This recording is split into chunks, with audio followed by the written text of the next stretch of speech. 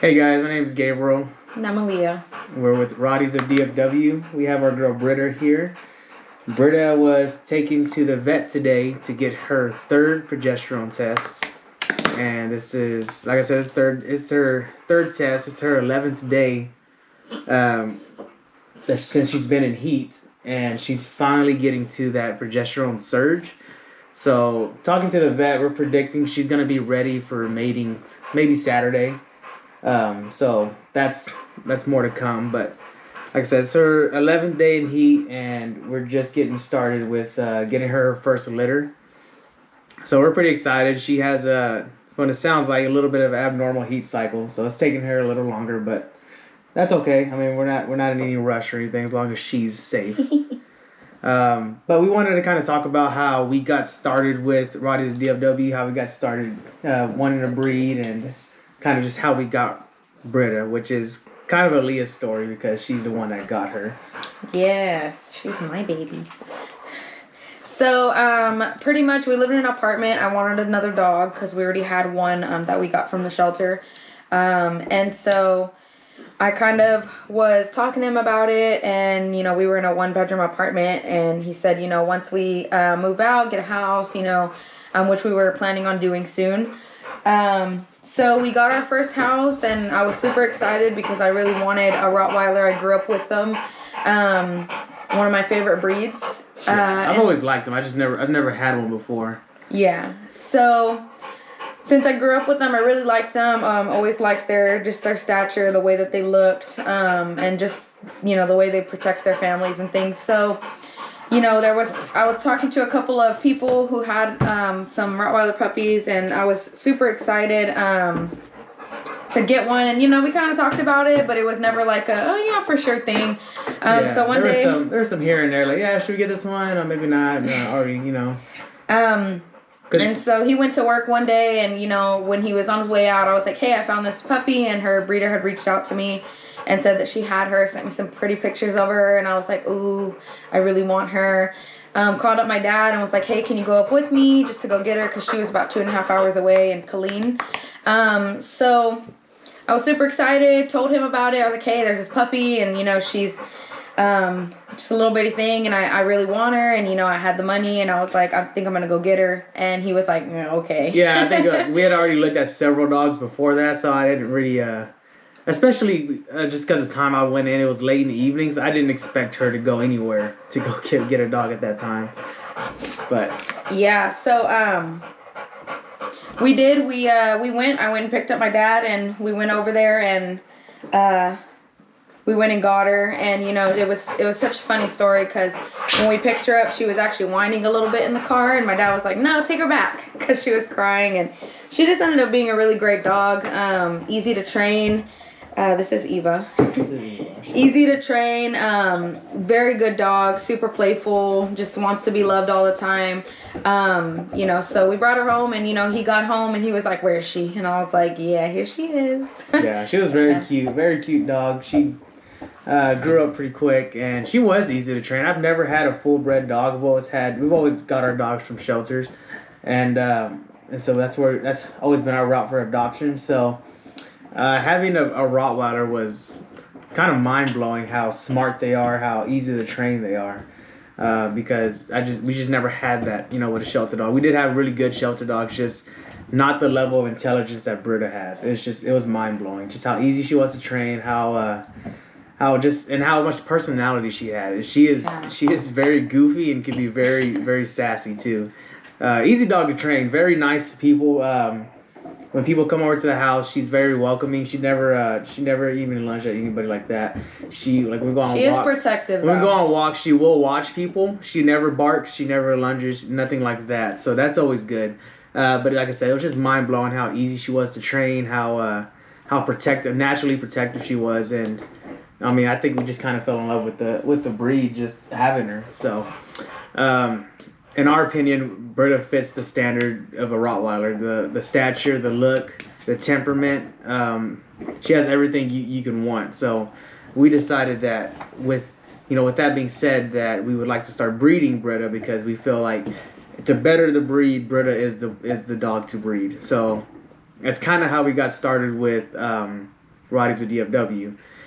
We did a lot of research on different breeders, different dogs, different breeders, how they do their programs, and that's kind of how we got into let's start breeding Britta. So it's not, like I said, we're not in a rush or anything like that because we don't need the money, so we're not in a rush we're not gonna hurt Britta. We're not going to put her in any situation to where her body's stressed out because we're trying to fit as many litters in a year as possible. So we definitely, first things first, we want to keep Britta safe. So we've been keeping in touch with vets, finding out preferred vets, finding out different kind of vet plans when it comes to her pregnancy, when it comes to emergency C-sections, possibly even having letting Britta have her litter at the hospital, things of that nature. Just so we have options in case there's something that we're not comfortable with.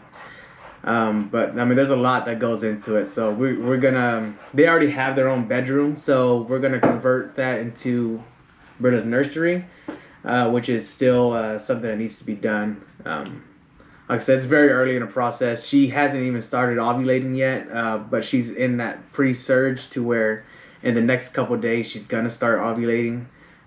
So it's still some things that we need to set up. So yeah, so we got to get her the whelping box. We got to get that made. We got to get just a little space for her that one, she can be with the puppies, have some privacy with Eva. I mean, Eva's a great dog. She's just very nosy, and Britta might want her privacy. So we'll have something, keep her privacy, something that where the dogs can stay in one area centralized. They're not gonna get lost. They're not gonna get hurt. And then not only that, something to where Britta can get out of that whelping box and have her own space to rest, to feed, to get some water, things of that nature. So that's one thing that we're going to be trying to keep up with too, and recording, is setting up the home space. And it's not, I mean, it's not going to be pretty the first time. We still have a lot to learn. So I imagine it's going to be some trial and error, some things that we're going to learn, but that's just part of the process, I guess. We're not going to get it right the first time. I don't imagine so. So yeah, I mean, we have a couple business plans that we're thinking of. Obviously, we want to keep all the puppies, but we won't be able to do that. So yeah, with the whole puppy thing, we're probably not gonna keep any. We're thinking about maybe keeping one. We're still kind of talking about that. Yeah. One thing that we were talking about doing is possibly doing like a guardian family, where like our friends, family, people that are close to us, pretty much have one of our dogs, so that the dog is with a person and they're not in like kennels, things like that. Because you know, we live in a big house. It's a nice house. But we really want the dogs to have a family growing up. Yeah. So we would pretty much keep the breeding rights at that point. So when the dogs are ready to breed, they would come back to us. We would mate the dog, and then we would send it back to the family.